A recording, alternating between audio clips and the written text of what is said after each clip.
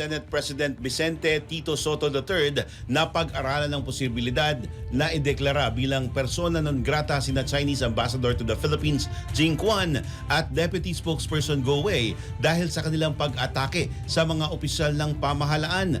Ginawa ni Soto ang pahayag kasunod ng social media post ni Go kung saan nirepost nito ang visuals ng 15 senador na nagkokondena sa pagbatikos ng Chinese Embassy sa mga opisyal ng gobyerno na nagtatanggol sa posisyon ng bansa sa West Philippine Sea.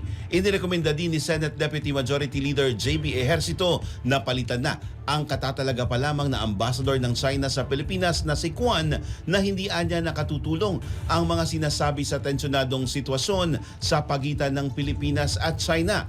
Giit naman ni Senate President Panfilo Ping Lacson, tanging ang mga head of state lamang ang maaaring ideklarang persona non grata at hindi ang sinumang diplomat. Pero sabi ni Soto, suhestyon lang naman at kailangan pang pag-aralan ang kanyang suhestyon. Nangako naman ng suporta si Senador Francis Pangilinan kapag nagpasa ang Senado na magpasa ng resolusyon para ideklarang persona non grata ang mga nasabing opisyal ng Chinese Embassy.